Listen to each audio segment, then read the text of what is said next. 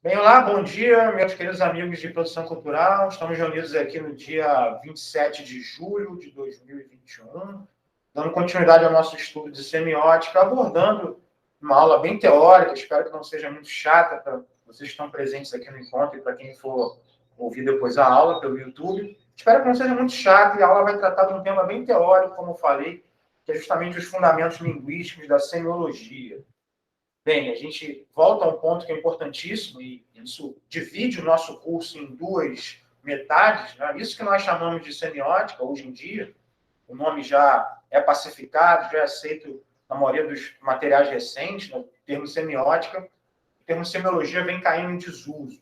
Porém, no âmbito do nosso curso, pelo menos, que é um curso introdutório, nós vamos nos ater a essa distinção entre semiologia e semiótica por uma razão puramente pedagógica. Por semiologia, a gente está entendendo a tradição europeia, francesa, ligada à obra, principalmente de Ferdinand de Saussure.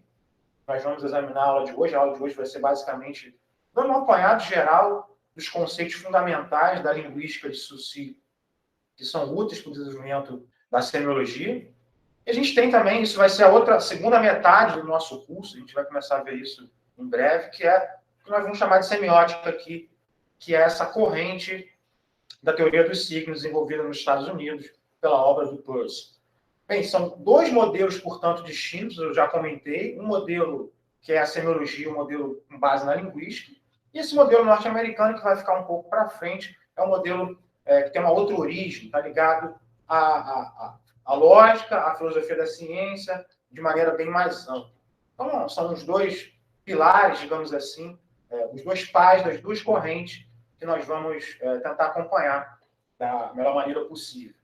Bem, já começando a falar da obra do Saussure, acho que, pelo menos para a primeira metade dos anos do século XIX, perdão, para a primeira metade do século XX, talvez um dos livros mais importantes, pelo menos para as ciências humanas, é o livro do Saussure intitulado Curso de Linguística Geral. Esse livro é importante porque ele molda, basicamente, metade do que foi produzido em ciências humanas, em sociologia, em filosofia, em sociologia, ao longo do século quase todo. Né? Essa obra do Saussure inaugurou uma corrente filosófica, uma tendência muito importante que virou moda nos anos 50, nos anos 60, que é justamente o estruturalismo. Vocês têm aí uma cadeira de antropologia, né? Vocês estudam... Como é que é o nome da disciplina que vocês têm de antropologia? Chama Antropologia Cultural 1 e 2, né? Com a Fernanda. Ah, legal, é uma grande professora. Assim, eu já li muitas coisas da Fernanda que são fabulosas. O legal de poder trabalhar lá, assim, é contar com um corpo estudantil assim, afiado, a galera sempre traz muita coisa, e o corpo docente também é muito estimulante. A gente ter colegas como a Fernanda, por exemplo, é sempre enriquecedor. A gente aprende muito assim, nas conversas, lendo o material que ela produz. Mas, enfim, vocês viram alguma coisa sobre antropologia estrutural? O que vocês veem assim, em antropologia? Básico que vocês lembram, assim? Uau, para mim faz tanto tempo.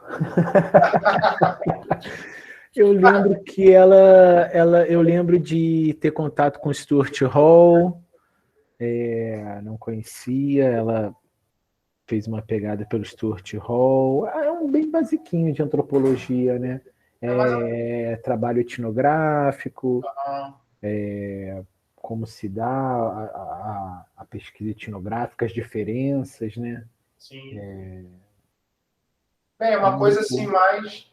Desculpa, quer continuar, Pedro? Não, lembro pouco, tentando É uma coisa lembrar. mais aplicada à antropologia cultural, assim. Vocês não viram nada de, por exemplo, Levi-Strauss, de estruturalismo ou de antropologia estrutural, né? Muito Sim, pouco. nós vimos na 2, eu acho, com a Eline, na época. Ah, sim. Estruturalismo, a gente até fez uma prova que a gente tinha que falar sobre isso. O pessoal deve lembrar aí da minha turma, foi uma loucura. E aí tinha estruturalismo e tinha as outras correntes também. Ah, que legal. Então, pô, não vai ser tão estranho que a gente vai falar, né? Se alguém mais quer comentar. Isso quem, Yasmin? Em antropologia 2, né? Isso. Sim, por essa tal prova que a gente fez, a gente tinha que meio que escolher duas correntes e dissertar sobre, sabe? Foi uma coisa assim. sim. E você escolheu o estruturalismo? Estou curioso agora. Eu acho que sim, professor. Recentemente eu até encontrei o texto que eu estava escrevendo para, enfim, para estudar, né? E foi, eu acho que era estruturalismo e o outro eu não me lembro agora. Ok. Então, assim, vai ser legal que você pode lembrar de algumas coisas, a gente pode conversar. Bem, o fato é que o estruturalismo consiste na transposição de um modelo criado pelo Saussure para explicar as linguagens verbais, a linguística, né? E consiste numa transposição feita principalmente pelo Lévi-Strauss para o campo mais geral da teoria social, para o campo da antropologia, né? E a gente não vai falar de antropologia, não é minha especificidade, enfim, não posso falar sobre isso, mas a gente vai falar um pouquinho de linguística e esse modelo é um modelo que consiste em tentar explicar os fenômenos, no caso da antropologia, os fenômenos antropológicos, os fenômenos sociais, com base na estrutura, não com base mais na biologia. Era o que a tendência da antropologia até esse momento era, enfim, basear os modelos explicativos nas ciências da natureza, nas ciências biológicas. Você deve ter visto que isso decaía muitas vezes em determinismo de vários tipos, determinismo biológico, associar traços de comportamento, enfim, traços que nós sabemos são culturais, tentar associar a aspectos biológicos, o aspecto físico da região, né? Enfim, então a antropologia estava muito dominada por esses modelos e a grande revolução, se é que eu posso falar assim, que a Fernanda e que a Aline me corrijam, ou vocês, né? A grande inovação da antropologia estrutural foi tentar construir um modelo que é basicamente um modelo cultural, um modelo baseado na linguística, como a gente vai ver. Isso foi influente, na verdade, o curso de Linguística Geral não foi publicado enquanto livro, e aqui, a esse livro remontam a antropologia estrutural como um todo. E o curioso é que o curso de Linguística Geral não foi concebido enquanto um livro por Saussure, teve uma morte precoce. Foram alguns cursos, né? Acho que 4 anos que ele deu, 4 cursos que ele deu na Universidade de Genebra, e alguns alunos anotaram o que ele falava nesses cursos, se organizaram e depois publicaram essas observações no que se tornou conhecido como curso de Linguística Geral. Então, exerceu uma influência muito grande justamente porque pretende explicar os fenômenos, o fenômeno linguístico, a partir de características puramente internas, né? A partir de características puramente sistemáticas ou estrutural. O Saussure não usa o termo estrutura. Ontem eu fiquei relendo redação para ver se eu acho. Ele não fala em estrutura, ele fala em sistema, mas podemos tomar aqui como sinônimos. Enfim, um livro que foi extremamente influente, assim, diversos intelectuais, moldou praticamente o desenvolvimento das ciências humanas na década de 50 e 60. Isso acaba em maio de 68, as coisas começam a mudar. Mesmo determinados autores que se consideravam que estavam no âmbito do estruturalismo rompem com esse estruturalismo. A gente vai comentar daqui a pouco. Então, a gente tem, pelo menos no âmbito da linguística ou da semiologia, diversos autores. Não vamos abordar todos eles, né? Acho que o interesse maior aqui para a nossa especificidade principalmente o Roland Barthes. Eu tenho um interesse maior no Barthes. Estou tentando escrever um livrinho que vai ser uma apostila sobre os trabalhos da fase estrutural do Roland Barthes. A gente vai conversar sobre isso. Vamos falar um pouquinho do Greymar. Eu já falei sobre os corredores isotópicos lá no grupo, de maneira informal. Então, a gente vai se concentrar basicamente no Barthes e vamos falar um pouquinho do Greymar. Porque esses outros autores estão mais ligados à área da linguística, à área de letras. Não sei se para vocês assim vai ser muito frutífero, né? Apesar de ser útil. Bem, saindo um pouco do campo da linguística, da semiologia, da semiótica, a gente pode falar em filosofia, de maneira bem mais ampla. Então, o estruturalismo molda, como eu disse, todo o caráter do desenvolvimento aí das ciências humanas. Provavelmente vocês já leram alguma coisa de Foucault, é muito lido hoje em dia. O pessoal que estuda gêneros, né, diferença de gênero, essas coisas, lê bastante Foucault lá, a História da Sexualidade, um livro muito lido. Quem não leu provavelmente conhece. Então, todos esses autores, um que eu gosto muito, Deleuze, o Derrida, que tem a noção de desconstrução muito importante em diversos trabalhos que você desenvolve. Então, todos esses autores, né, no campo da filosofia, pelo menos, foram influenciados, tiveram uma fase estruturalista, Mas mesmo quando eles rompem com essa fase estruturalista, né, o que eles produzem depois, né, da década de 70 para cá, tem ainda o estruturalismo como alvo a ser superado, né, como um modelo a ser desconstruído. Então, o estruturalismo, perdão, foi com certeza uma das correntes mais importantes dentro das ciências humanas. A gente vai tentar ver quais são as suas bases, né? E essas bases, como eu disse, vieram da linguística. Bem, vamos passar em revista as fontes, vou falar rapidinho. Tudo que eu falo, vocês sabem, né? Tudo que eu falo, me dirijo aqui, principalmente a quem vai assistir o vídeo, e aí não é meu aluno nesse curso, mas vai encontrar o vídeo pesquisando no YouTube. Nada do que eu falo tem valor por si só, não tem valor nenhum se o que eu falar não tiver apoiado em determinadas fontes. Então, a aula toda, as observações vão vir das fontes que eu estou indicando. Santa Ela, que é extremamente importante, mas ela não traz, ela está centrada basicamente na semiótica, no que nós estamos chamando aqui de semiótica, que é essa vertente norte-americana.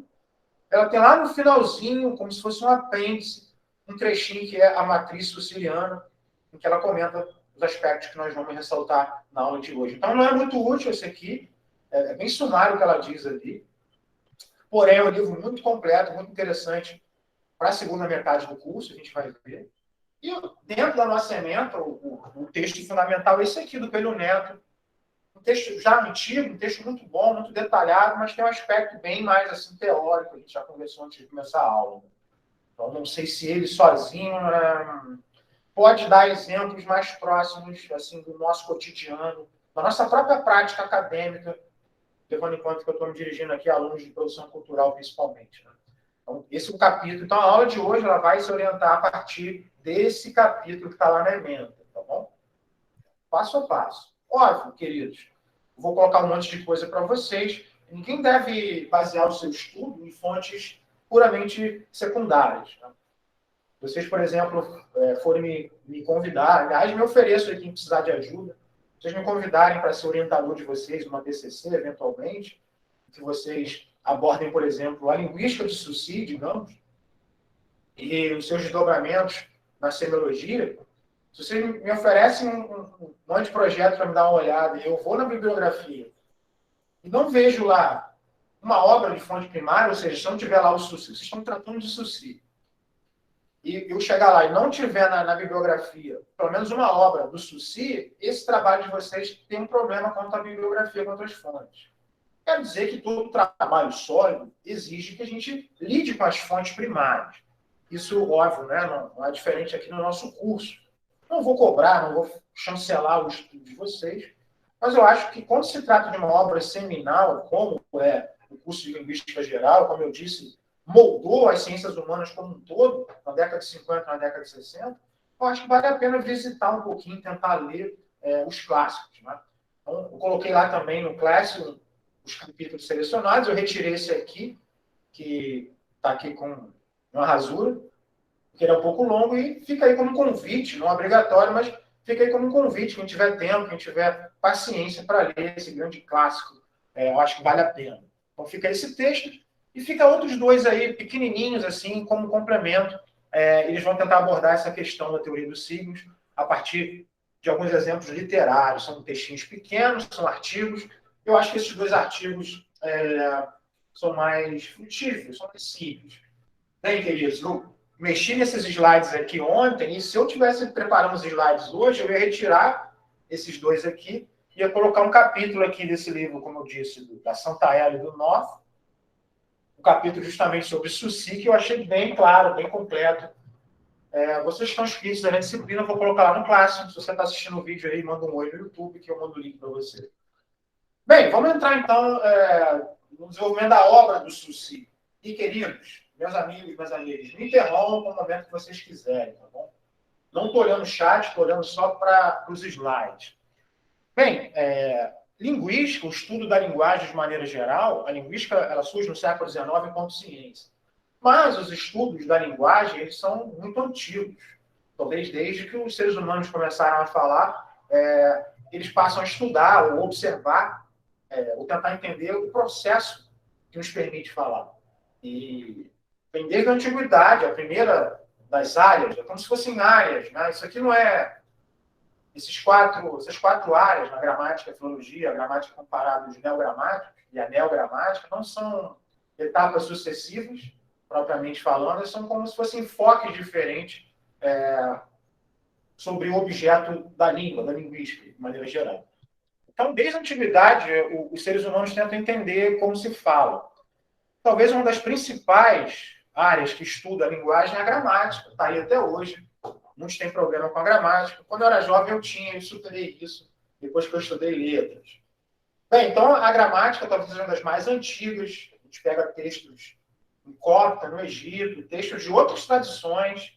Preciso fazer esse alerta, né? A gente trata que o nosso recorte é sempre muito eurocêntrico, nosso recorte é muito restrito, é como se tudo começasse na Europa, feito pelo homem branco, etc. Mas a gente tem textos bem mais antigos de outros continentes, principalmente da África, do Egito, da Ásia. A gente tem relatos de textos muito parecidos, que fazem algo parecido com o que os filósofos estavam fazendo, com o que os gramáticos aqui estavam fazendo. Então, a gente tem textos da tradição copta, egípcia, talvez, que podem ser encarados como tratados de gramática.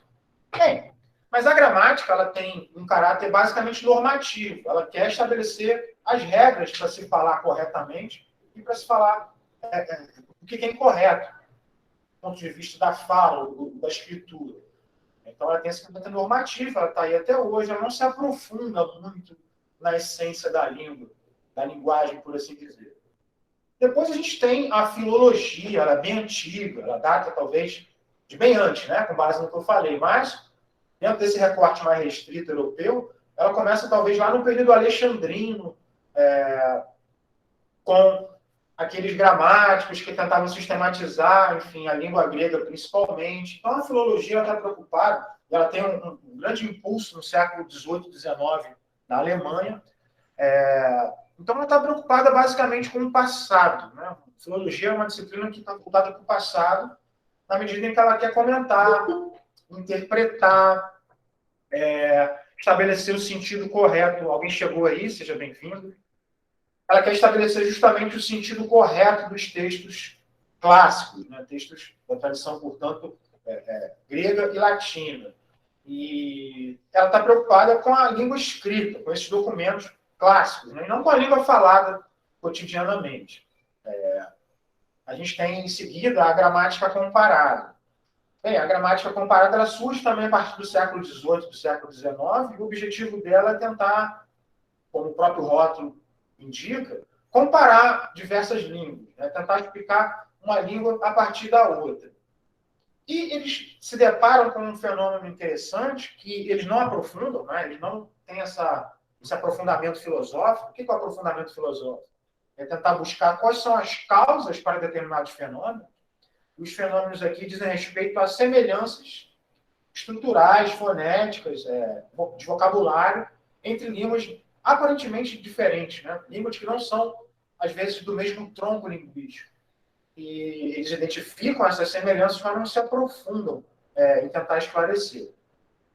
E um grupo, e é desse grupo que surge a obra do Saussure, o grupo dos neogramáticos, tenta entender as causas para essas semelhanças. E, ao tentar entender as causas para essas semelhanças, esses estudiosos do grupo dos neogramáticos, o principal deles, esse grupo que emerge Saussure, eles passam a se aprofundar para explicar essas semelhanças, eles passam a tentar entender a essência da linguagem em um nível bem profundo. E eles vão enfocar, isso é interessante, a língua como um produto coletivo de uma dada comunidade. E o Saussure surge justamente, a obra dele surge justamente com base nesse esforço de entender a essência da língua, para além das diferenças entre as línguas específicas, né? Qual seria a essência da língua como um todo? E é isso que ele procura fazer em sua obra. Bem, mas para fazer isso, para estudar a essência, digamos assim, da linguagem, ele enfrenta um problema que é um problema de enfoque, né? É difícil definir o objeto da língua. Eu não vou ler essa passagem toda que está aí do Saussure, do curso de Linguística Geral, e essa passagem ela quer mostrar a dificuldade do linguística, a dificuldade do Saussure no desenvolvimento inicial do seu pensamento, da sua obra. Alguém fala uma palavra, por exemplo, nu.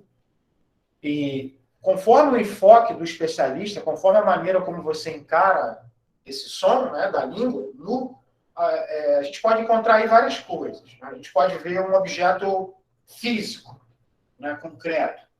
A gente pode ver aí a expressão de uma ideia, a expressão, né, o seu significado. A gente pode ver aí algo que é correspondente a outro termo latino chamado nudo.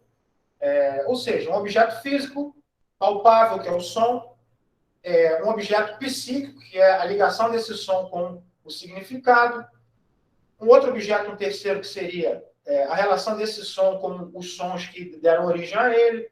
Então, quando você tenta delimitar, né, quando você, enquanto linguista, enquanto estudioso, tenta delimitar qual é o objeto de estudo da linguística, você vai se ver diante de determinadas dificuldades. Qual o enfoque você vai abordar? E aí que vem a frase muito famosa dele, muito criticada também em certo sentido, que é a seguinte, está em negrito aí. Bem longe de dizer que o objeto precede o ponto de vista, diríamos que é o ponto de vista que cria o objeto. Não é que esses outros enfoques estejam equivocados. Eles são típicos de outras maneiras de se encarar o fenômeno das linguagens, né? O fenômeno da língua como um todo. A linguística que ele está criando, que ele está desenvolvendo, vai encarar de um ponto de vista bem mais específico. Né? E, para delimitar esse ponto de vista, ele vai traçar alguns conceitos, e são esses conceitos que vão ser úteis para a gente aqui, no nosso curso de semiótica. São conceitos que ele usa para tentar delimitar melhor o objeto que ele vai estudar. E são conceitos muito famosos, são conceitos ligados a uma dicotomia. E aqui, queridos, fica uma recomendação, um comentário, né, que na semiologia de origem suciliana, europeia, o paradigma, o modelo é duplo, é dicotomia, são sempre oposições binárias entre um aspecto e outro. A gente vai comentar isso. Por outro lado, na corrente que a gente vai estudar na metade do curso para lá, para o fim, a corrente norte-americana que nós estamos chamando de semiótica, o modelo vai se fundamentar numa tricotomia. Então, a palavra-chave é 3. Pis, né, é 3. E suci é basicamente 2. Dicotomia e tricotomia. Então, para delimitar melhor o seu objeto de estudo, ele vai fazer essa tarefa, ele vai realizar essa tarefa a partir de dicotomias. Ele vai traçar oposições binárias e vai enfocar como objeto de estudo um desses aspectos. O primeiro deles é língua e fala. Segundo é significante e significado. Terceiro é sincronia e diacronia. E o quarto é sintagma e paradigma. E vão ser extremamente importantes quando a gente for transpor. O que é a semiologia, meus amigos e minhas amigas? Semiologia nada mais é do que uma tentativa de se explicar os fenômenos culturais, os sistemas de objetos que nos cercam, a partir de modelos oriundos aqui da linguística. Então, a gente vai tentar deixar isso mais palpável com alguns exemplos aí na sequência, tá bom? Dos slides. Bem, antes da gente pegar esses exemplos, vamos olhar dessa maneira gráfica essa questão do enfoque, né? Do objeto linguístico. Há várias coisas envolvidas nesse processo de fala aqui.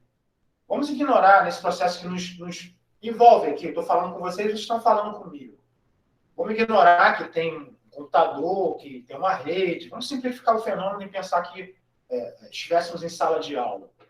Enquanto eu falo e vocês entendem, quando vocês falam e eu entendo vocês, há vários fenômenos acontecendo. Né? Em qual deles o linguista vai se concentrar? No processo psíquico.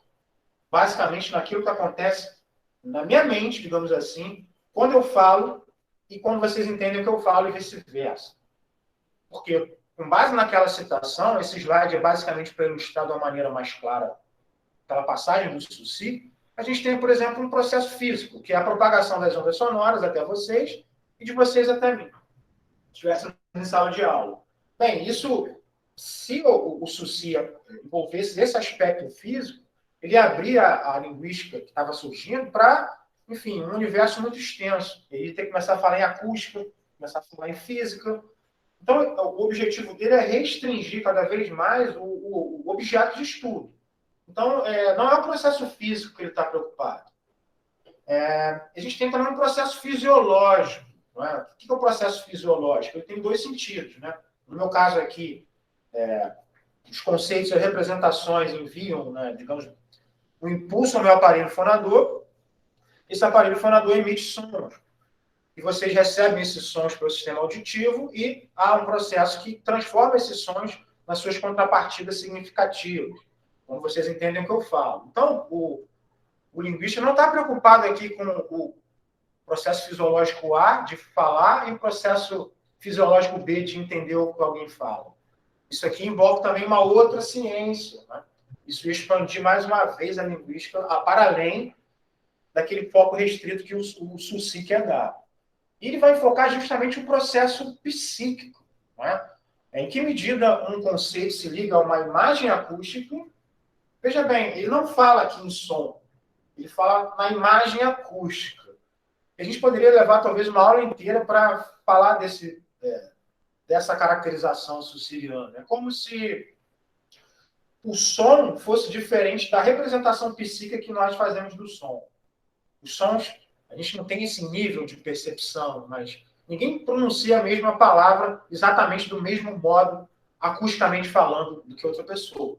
Há diferenças insignificantes para o ouvido humano, mas, tecnicamente falando, quase que não é a mesma palavra, com base nessas pequenas diferenças de enunciação, ligadas ao meu aparelho fonador, a maneira de pronunciar, enfim. Então, ele quer eliminar esse aspecto fisiológico também. Ele vai se concentrar basicamente no aspecto puramente mental desse processo de fala, desse processo de comunicação linguística. Né? O processo que liga o significado ao significante.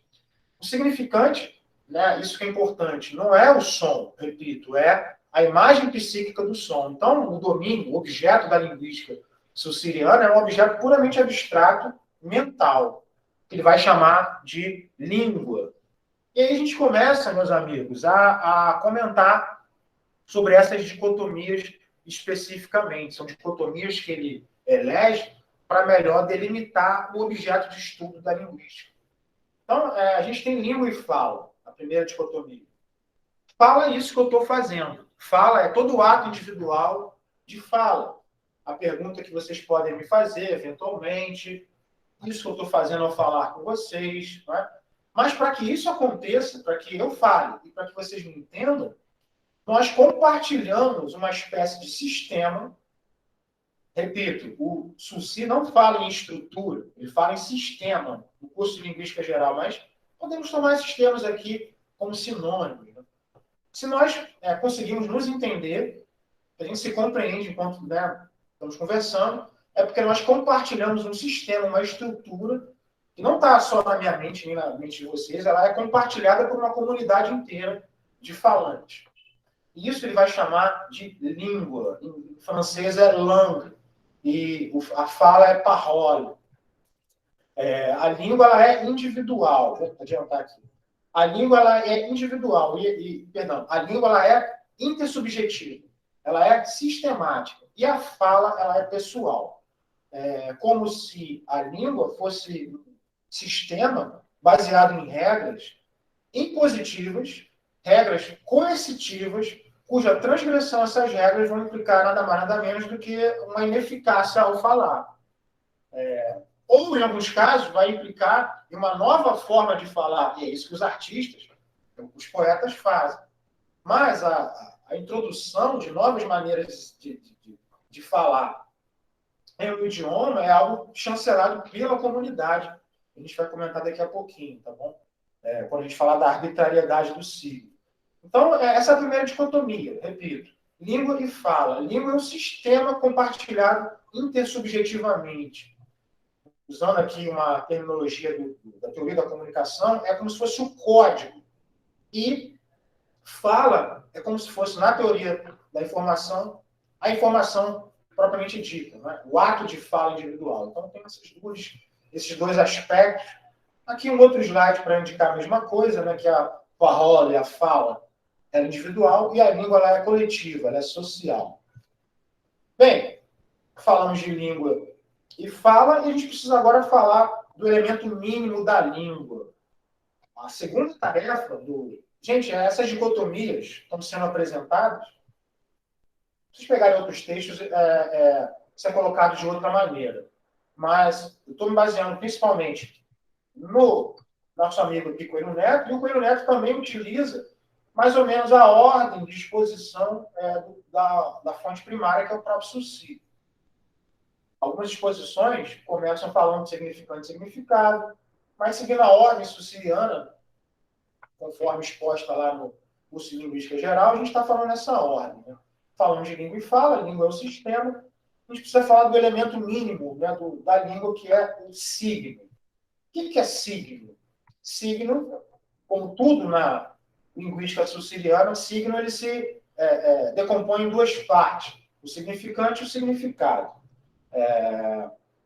E esse é o ponto em que o Suci se encontra. Né? Para encontrar esse elemento, para construir a linguística enquanto uma ciência, ele precisa encontrar um elemento mínimo, né, desse sistema. O elemento mínimo é o signo. E o signo é construído de significante e significado. Uma contrapartida que em Suci não é física, é diferente do que nós vamos ver lá em Peirce, principalmente. Esse significante aqui não é o som, é a imagem psíquica do som, e ele está ligado a um significado. Então, esse é o elemento. Tem alguém tentando chegar? Olá, Ingrid, seja bem-vinda. A gente está aqui mais ou menos no meio da aula. A aula vai ser gravada também, você pode assistir. A gente está falando aqui das dicotomias sucilianas, falamos de língua e fala, agora a gente está falando de signo, que é basicamente significante e significado. Então, o elemento mínimo da língua é o signo. E isso nos transporta. E aí, uma outra maneira de falar, né? Significado é o conceito, a representação, e o significante é a imagem acústica do som. A palavra, por exemplo, a imagem acústica sapo, né? Todo mundo que entende, todos os falantes de língua portuguesa, ao ouvirem o som sapo, os órgãos do sentido levam até meu cérebro o som, que vai se identificar depois com uma imagem acústica, e essa imagem acústica está ligada a uma representação, a um conceito. Então, o significante sapo me remete automaticamente, quando eu penso nessa palavra, quando eu formulo essa palavra, enfim, quando vocês falam para mim, imediatamente me remete ao objeto, digamos assim, ao qual ela se refere, que é o conceito. Bem, então, portanto, aqui é uma imagem acústica. O signo une duas coisas que são puramente abstratas, puramente da parte do sistema. Ele não está preocupado com o som. E aqui, basicamente, o que está escrito, eu já comentei, eu já falei. Né? Professor, Fala, minha amiga. desculpa, é que ficou um pouco confuso, tá um pouco confuso para mim. Essa coisa do sapo, o significante então vai variar dependendo de cada cultura, de cada idioma e etc, né? O que é pra gente não vai significar, não é o significante talvez para outro, enfim, Sim, para outro sim. país, é isso? Sim, isso no aspecto mais ligado à fala. Né? Mas, sim, os significantes, eles não são fixos em todas as culturas, né? Mas as representações é que são. É como se esse lado de cá, o lado das representações, fossem menos suscetíveis a variações, e dentro de uma determinada cultura a gente tem os significantes que são dados para essa própria cultura. Né? É só em língua portuguesa que sapo remete automaticamente para quem escuta a esse objeto aqui, a esse conceito, essa representação desse animal, desse réptil, etc, etc. Então, o importante que a gente vai comentar agora é como se dá essa associação, né, entre o significante e o significado. Isso varia, claro, de cultura para cultura, segundo determinadas regras, segundo modificações que são puramente culturais. Né? Não sei se eu respondi a sua pergunta, se era essa.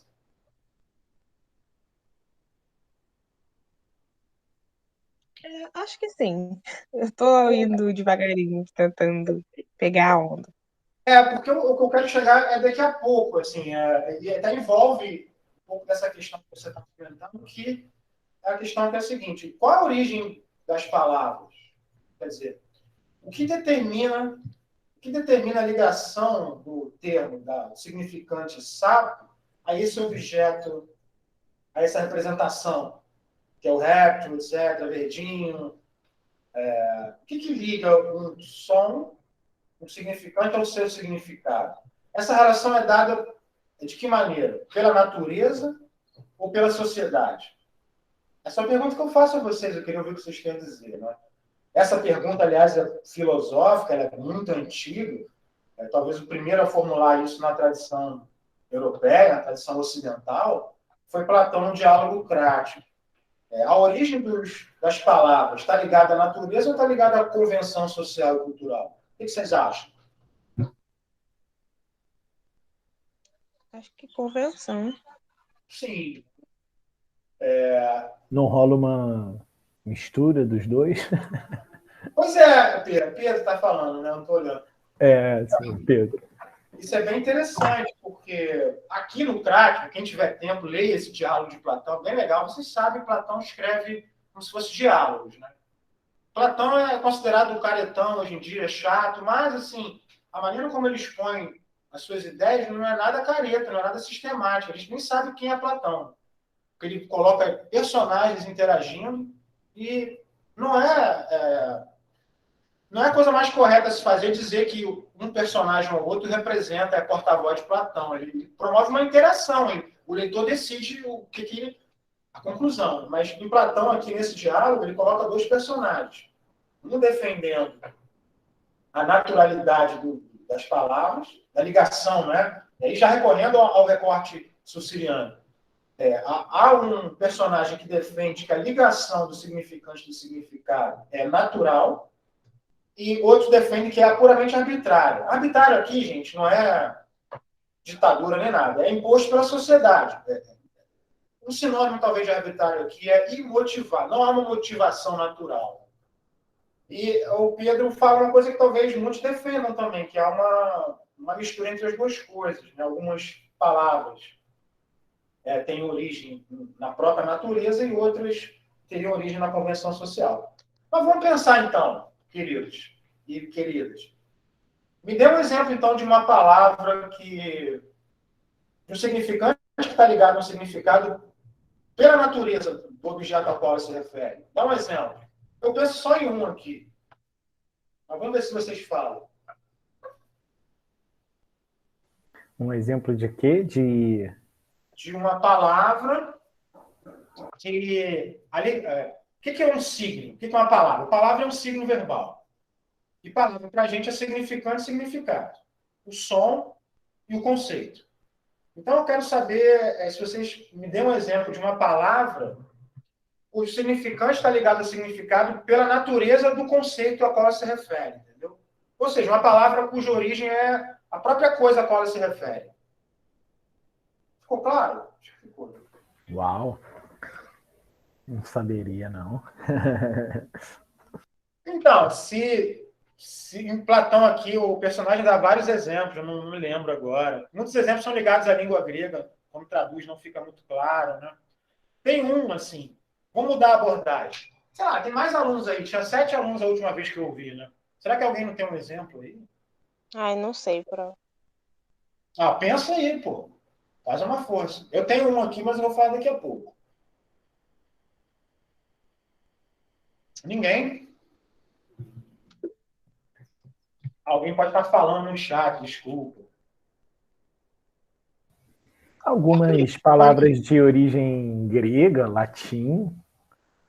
Não, eu penso em um. Ítalo, obrigado. Assim, às vezes eu vou falando, não sei se eu estou sendo claro. Né? Por isso que eu não gosto de gravar vídeo. Gravar vídeo é falar sozinho para a câmera. Né? Uma palavra cuja origem dela seja dada pela natureza, Ítalo. Essa é a pergunta. Qual a origem das palavras? As palavras são determinadas. O que liga, por exemplo, a palavra livro a isso aqui? Livro, isso aqui. Por exemplo, estou sem nenhum isqueiro aqui, eu não fumo, ainda bem. Se eu fizesse aqui um isqueiro fogo, o que liga a palavra fogo, som fogo, ao fenômeno da combustão? Ou, em outros termos, usando já os conceitos que a gente está entendendo. O que une o significante ao significado? Essa é a pergunta.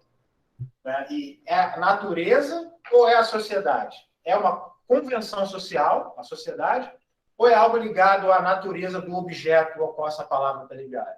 Entendeu? Essa é a pergunta. Entendeu agora, Ítalo?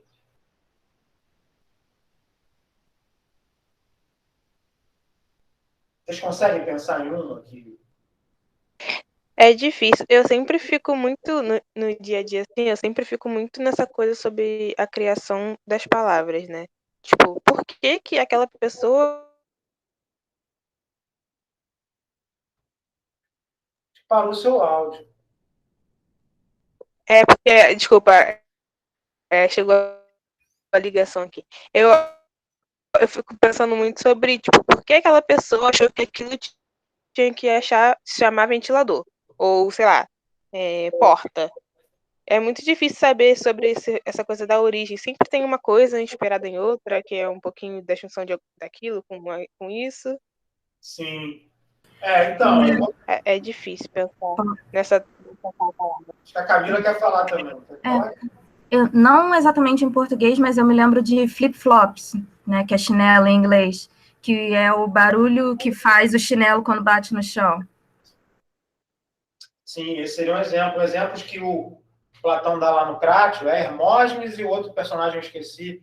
Tem um que é parecido com esse, baseado no comportamento do objeto, que a palavra designa, ou tem uma outra, que eu vou falar agora, assim, e com base nessa, alguns teóricos que defendem que a origem da língua, algumas palavras elementares, meio que na linha do Pedro, algumas têm origem nos objetos e outras têm origem na sociedade como um todo. Há uma palavra aí, não sei quais idiomas vocês dominam, né? Que língua vocês falam, mas como é que se fala mãe em inglês? Mother. Mother. Francês. Em alemão. Sei que em latim é mother. Mother, em inglês. Pensa em outro idioma aí. Mamá. Então, essa palavra, por exemplo, alguns acham que talvez seja a primeira palavra que o bebê fala, né? Não sei. Isso é meio relativo, né? Mas muitos acham que a primeira palavra que o bebê fala é mamãe. E tem em vários idiomas, a palavra que designa a mãe, nossa genitora, tem esses fonemas né? E, óbvio, vocês já devem estar percebendo, muitos acham que essa semelhança em idiomas diferentes são palavras bem parecidas, com os mesmos fonemas, muda só as desinências ali para pessoa, para plural, que isso é diferente de cada língua, mas o fonema básico, a raiz, é ma, e muitos acham que é comum a várias línguas esse fonema para designar a mãe, porque é justamente o movimento que nós fazemos quando somos bebês e a gente está se alimentando lá, a gente está mamando, né? Então, para absorver o leite materno, o único alimento do bebê em determinada fase é ma. A gente faz o mesmo movimento com a boca que ma, a gente chama ela assim, né? Sei lá, não sei se isso tem alguma plausibilidade, mas eu queria saber de algum exemplo aí, se vocês podem me dar, de alguma língua em que a palavra, alguma língua indo-europeia, pelo menos, em que a palavra mãe não tem esse fonema, né? A palavra que designa a mãe não tem esse fonema. Tá? Ficou claro o que eu falei? Sim. Pense em algum exemplo aí, vocês conseguem falar algum exemplo de alguma língua. Podem pesquisar aí no Google Tradutor. Enfim, voltando a esse ponto, podem me interromper a hora que vocês quiserem. O Saussure vai se posicionar a favor da arbitrariedade. Para ele, não faz sentido falar em motivação natural no que diz respeito à relação entre o significante e o significado. O que determina os signos, o que é um signo? É a união de um significante com um significado, de uma imagem acústica e um conceito. Isso é uma palavra. A palavra, por exemplo, fogo, né? A imagem acústica fogo, na minha mente, remete automaticamente ao fenômeno da combustão.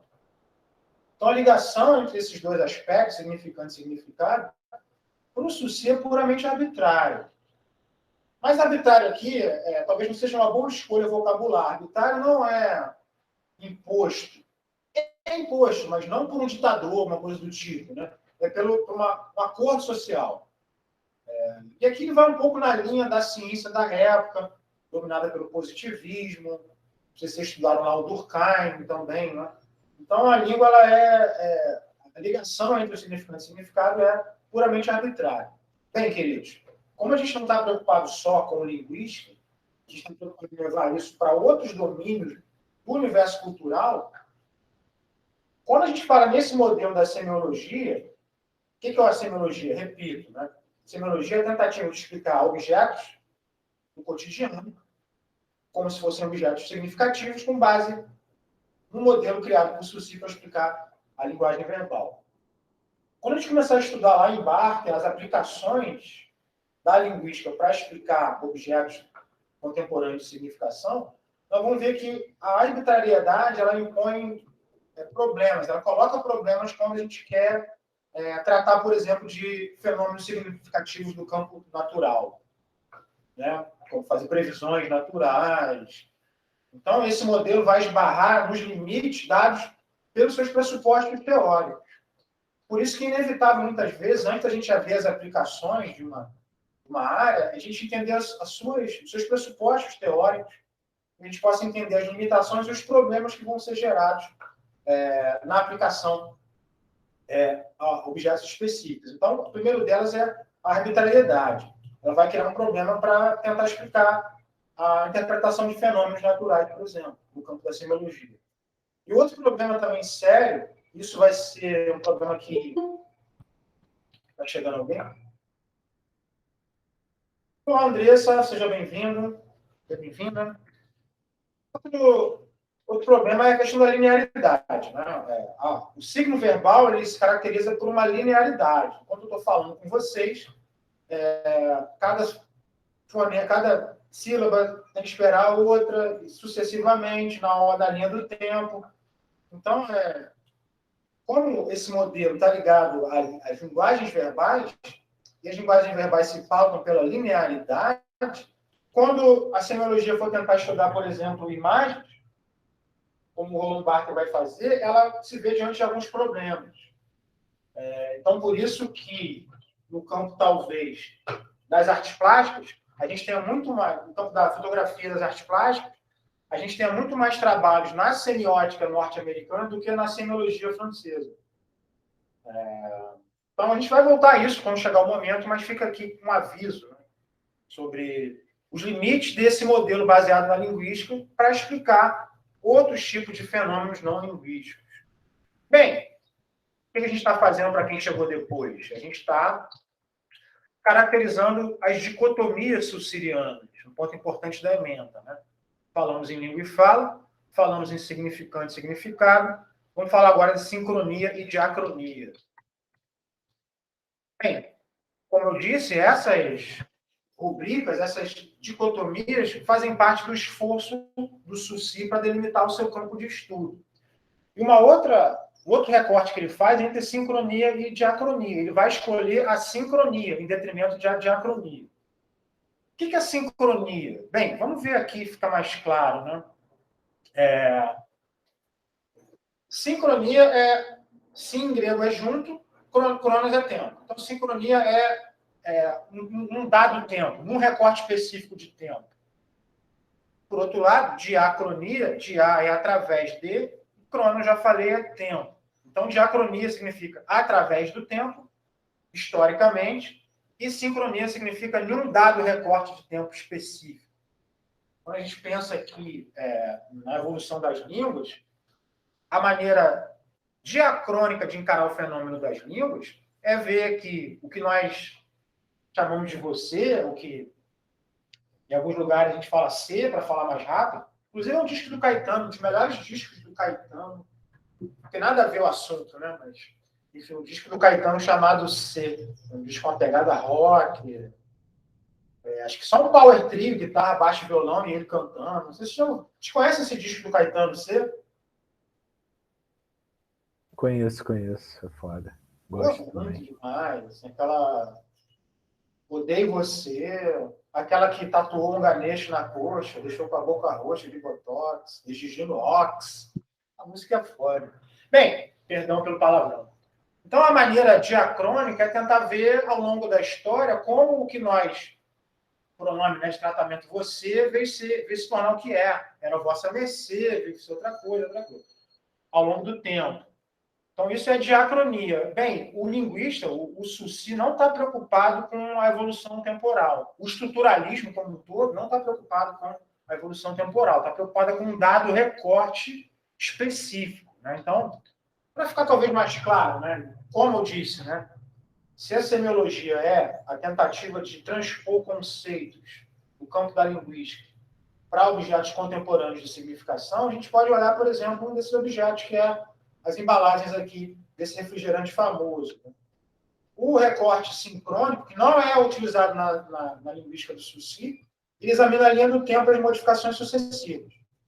Mas o recorte abordado pela semiologia e pela linguística, que é a sua base, é pegar um recorte específico e abordar as características dentro desse recorte específico. Pegar, ou num dado estado desse de tempo, ou pegar o contemporâneo e fazer uma análise aqui do rótulo, da relação entre as cores, do formato, das letras, enfim, como os diversos signos que estão aqui presentes exercem um efeito no consumidor, né? Então, o enfoque aqui do Sucy, da semiologia, é a sincronia, não a diacronia. Um outro exemplo, né? Embalagem. É bom pegar isso aqui e colocar dentro de uma panela de pressão, deixar um tempão para fazer doce de leite, né?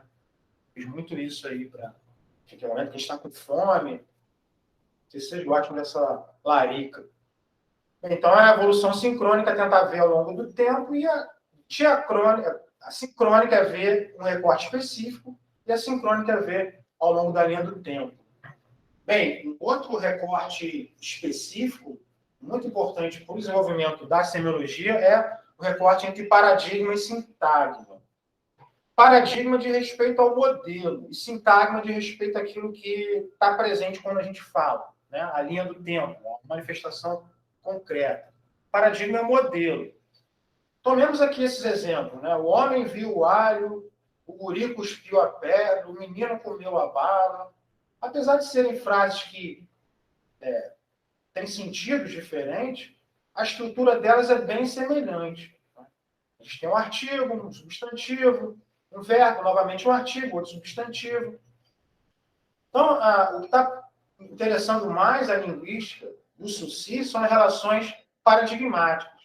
Ou seja, o que há em comum, né, aqui entre homem, guri e menino, que permite que esse tipo de palavra, essa classe de palavra, funcione bem nessa posição para gerar frases significativas.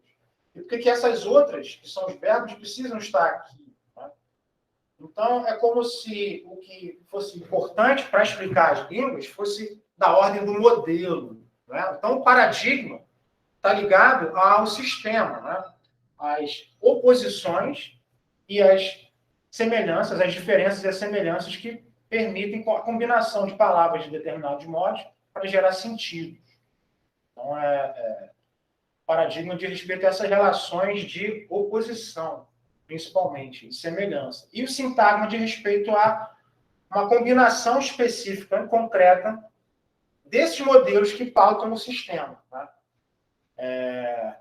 Bem, já comentei isso aqui mais ou menos. Talvez o importante agora, antes de eu dar um outro exemplo, deixa eu dar esse exemplo aqui, para ficar mais claro, né? Então, a gente pensar no campo da moda, por exemplo, o que é um sintagma? Bem, o sintagma seria um traje, seria a combinação específica de peças do vestuário atualizadas em um modelo, alguém está vestindo. Então, a gente tem um sintagma. Né? O sintagma corresponde à fala. O que é o sintagma? O homem viu o alho. Isso diz respeito ao indivíduo. O que é o paradigma? Diz respeito ao modelo. Né? Às estruturas presentes, subjacentes à construção dessas frases. São semelhantes. Né? A estrutura é bem semelhante a essas frases como um todo. Voltando aqui. Então, o sintagma está ligado a uma atualização específica dos elementos do paradigma. Então, o que é o paradigma? São os itens que podem ser combinados em um determinado traje que vão exercer um sentido. E qual seria o sentido? Bem, são vários, mas o sentido básico é um traje de gala, um traje esportivo, um esporte fino, por exemplo. Né? Nem todas as combinações vão gerar falas, por assim dizer, significativas. Então, fica aqui um outro exemplo, né? Mais palpável para os nossos interesses, de como transpor conceitos da linguística para o campo mais específico, mais amplo, aliás, dos objetos contemporâneos de significação. Bem, a gente pode pegar aqui outros exemplos que não tem slide, a comida, por exemplo, né? O que determina a combinação de itens em um prato? Todo cardápio de todas as culturas está baseado em regras alimentares. O que pode ser combinado e o que não pode ser combinado. Né? E o que pode ser combinado ou não num dado prato é o sintagma, e o sistema são os pratos possíveis que se excluem mutuamente no próprio sistema. A gente pensar no mobiliário, o que é o estilo rústico, né, em decoração, o que é o estilo moderno, na arquitetura, o que é Bauhaus, o que é neoclássico, o que é... No fundo, o Bauhaus, por exemplo, o neoclássico, é a combinação de opções específicas que vão dar um sentido a um estilo arquitetônico, por exemplo. Então, basicamente é isso, né, que a gente está comentando. São essas dicotomias, vou voltar aqui, e como essas dicotomias podem ser úteis para explicar outros objetos de significação. Bem, só para concluir aqui, isso é bem importante. Isso é o que une, né? Esse é o ponto de partida da antropologia estrutural que eu comecei a falar. Nós temos a tendência a achar que cada palavra tem um sentido em si mesmo. A gente fala na palavra parede, na palavra óculos, na palavra monitor, na palavra longa, a aula está longa. Nós temos a tendência a achar que cada palavra tem um sentido nela mesma. Mas, na linguística saussuriana, nenhuma palavra tem sentido em si mesma. E isso é importante, isso é a grande inovação do Saussure. A palavra, cada elemento do sistema só tem valor em oposição aos outros elementos do sistema. Nenhum signo, nenhum elemento do sistema tem valor em si mesmo. A gente pode pensar aqui, né? Esse exemplo aqui de uma fala. Homem, guri, menino, não tem sentido em si mesmo, só tem sentido dentro do sistema geral da língua que nós falamos, que é a língua portuguesa, no qual usar homem é diferente de usar mulher. Usar guri é diferente de usar homem. Então, há, dentro desse modelo, regras de semelhança e de oposição, e são essas regras, em última instância, que determinam o sentido de cada palavra dentro do sistema. Se retirar uma palavra do sistema, ela não faz sentido nenhum. E isso que é a grande inovação, isso que é o revolucionário, isso que, talvez com certo exagero, vários antropólogos tenham declarado como uma revolução copernicana na epistemologia da antropologia. O que Copérnico fez na astronomia? Ele mudou a perspectiva. Na verdade, não é a Terra que está no centro, mas é o Sol que está no centro do sistema solar. E com Saussure, mas principalmente com Lévi-Strauss, um livro clássico que é marco inicial, talvez, da antropologia estrutural, estruturas elementares do parentesco, ele vai levar esse modelo para tentar entender o sistema de parentesco. Né? Não é dado pela biologia, como se acreditava, não é dado, enfim, é dado por uma convenção social pelo próprio sistema, a partir de um ato inaugural, que é a proibição do incesto. A partir desse ato inaugural, surgem diversas oposições, e essas oposições é que vão pautar as organizações familiares, as alianças, né? As relações de parentesco. Isso, a resposta para se compreender a organização social em diferentes culturas não é dado na natureza, é dado na cultura e no sistema que rege essas combinações, essas relações de parentesco. E essa ideia vem, principalmente, já para a gente concluir a aula, essa ideia vem da linguística. Né? O Lévi-Strauss deu aula no Brasil, se não me engano, na década de 30, eu acho, ou de 40. Acho que é a década de 40, né? E depois, bem, um livro bem legal que eu vou colocar lá também, quem quiser ver, é esse aqui. Acho que ele deu aula no Brasil na década de 40, depois foi para os Estados Unidos, e nos Estados Unidos ele trabalhou junto, na mesma universidade, que o Jacobson, que é um linguista russo, né, que trabalha na tradição saussuriana, e através desse intercâmbio, desse diálogo, ele começou a ler Saussure, tentar transpor esse modelo saussuriano sistemático e estrutural para o campo da antropologia. Bem, queridos, eu acho que é isso, né? Fica aqui o exemplo do xadrez que eu não comentei, que não importa se as cores aqui são pretas ou brancas, não importa se eu mudo o desenho dessas pedras. O que importa para o jogo é que cada pedra dessa, a função delas, não é definida pelo formato, nem pela cor, nem nada ligado a elas especificamente, e sim aos movimentos que elas podem fazer, uma em relação às outras. E isso é o que dá sentido ao jogo de xadrez. Não algo intrínseco ligado a cada elemento entre si, mas algo sistemático ligado ao movimento que cada uma delas pode fazer dentro do tabuleiro. Ao sistema de semelhanças e oposições. É isso que explica o sistema do xadrez. Isso que explica as línguas, isso é o que explica para o Barthes, para o Saussure, para outros semiólogos, os sistemas de significação dos objetos. Bem, queridos, é basicamente isso para a gente conversar hoje. Alguém falou, agora que eu estou vendo, a Camila falou um exemplo aí, mãe japonês. Esse realmente. Nem sei. Pronuncia para mim, Camila, esse. Jijiroku. De novo, fala. Jijiroku. Realmente um exemplo aí que não tem. Talvez esse fonema má seja apenas na língua indo-europeia. Né? Bem, a gente encerra. Vê se alguém tem uma pergunta, um comentário. Queridos, ficou bem teórico assim. As outras aulas não vão ser assim, eu prometo. Essa é a única mais pesadinha. Assim. Professor, eu queria falar com o senhor depois da aula. Ficar mais um pouquinho. Então, alguém quer perguntar alguma coisa sobre algum slide? Vou parar a gravação. Rafael, como é que esses teóricos lidavam com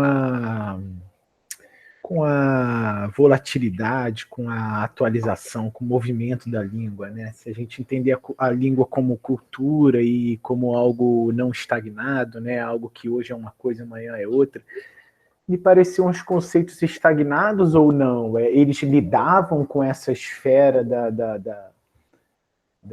dessa teoria, né? Algo vivo, algo que hoje me veio essa pergunta muito porque eu vim discutindo com a minha mãe uma questão sobre o elemento neutro na linguística, né? Trouxe uma característica nova, né? A gente usar não o a, usar o e, né? Olá todes, né? Até que ponto isso é correto? Até que ponto a cultura é viva e deve abarcar esse entendimento, né? Do não o, não há. Eu particularmente tenho dificuldade e estranheza em usar todes, por exemplo. Não que não seja legítimo usar, mas para mim fica esquisito, um ponto gramatical. Eles lidavam com essa questão, né, viva da língua. Então, Pedro, essa é uma pergunta foda, assim, desculpa a expressão, uma pergunta que vai na raiz do problema. É um problema que está ligado ao estruturalismo como um todo, e o estruturalismo do Lévi-Strauss é como se ela apagasse a história. É como se isso recebeu críticas severas por parte dos teóricos mais ligados ao marxismo, ao materialismo histórico, que esse modelo explicativo na antropologia é como se abolisse completamente a história.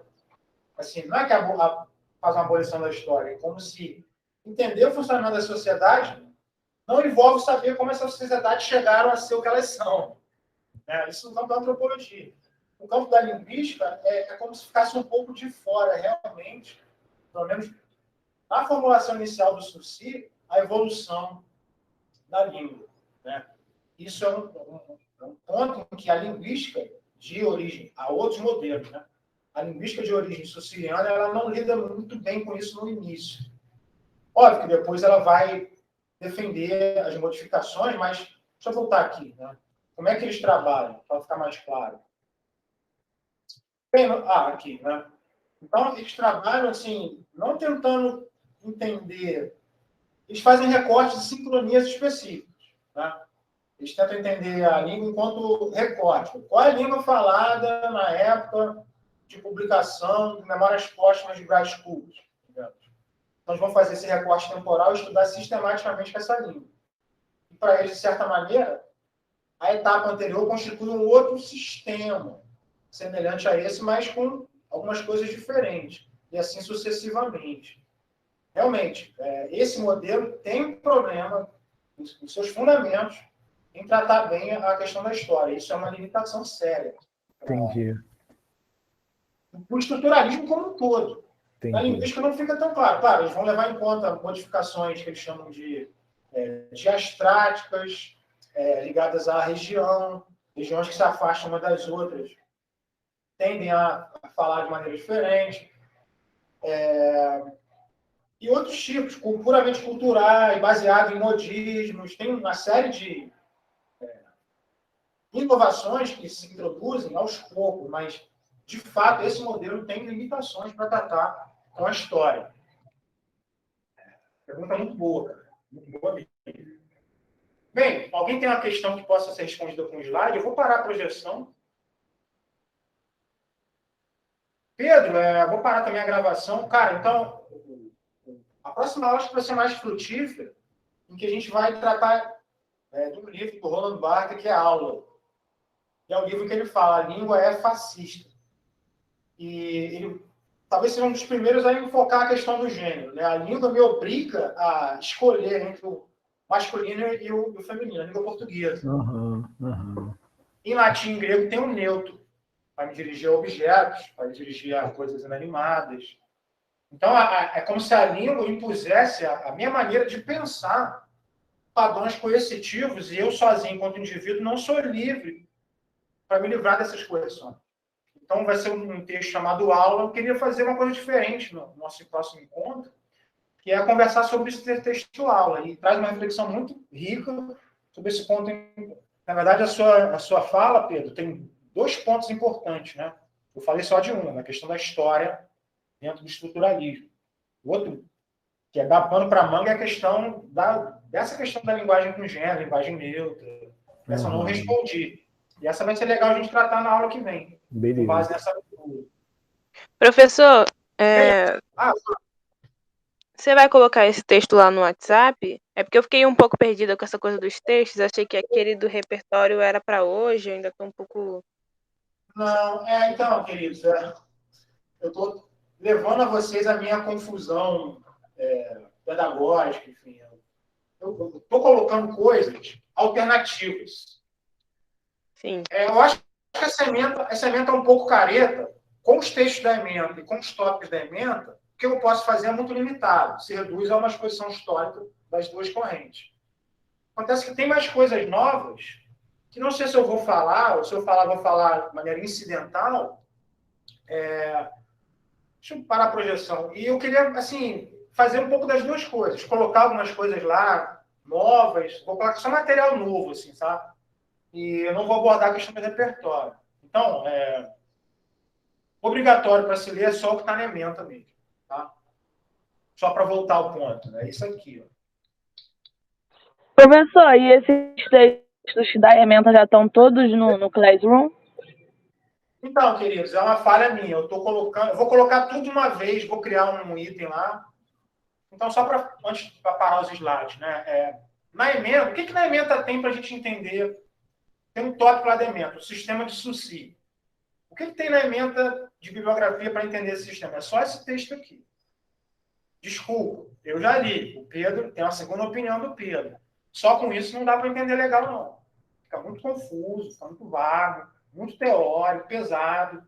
Por isso que a aula de hoje está um pouco assim. Então, queridos, eu vou tentar trazer coisas que eu acho mais apropriadas para o nosso contexto. Tá bom? Mas obrigatório a ler, se fosse uma coisa mais careta, seria só... Parou de projetar, gente? Está aparecendo ainda? Parou. Eu estou falando aqui do exemplo igual um bobão, achando que está aparecendo lá o slide. Vocês me pagam. Então é isso, gente. Não se sintam sufocados. A ideia é a gente chegar aqui e trocar ideia. Se ninguém ler, eu vou chegar e dar aula. Se ninguém quiser entrar na aula, não puder, eu vou botar uma coisa gravada. Assim, queridos, tranquilo. Leia alguma coisa que eu vou colocar. Não importa o quê. Pô, Ítalo, agora que eu li a avaliação, que papo. Até agora está todo mundo com 10. Se vocês me boicotarem, aí eu vou... Bem, então vou parar a gravação, ver se alguém quer falar alguma outra coisa.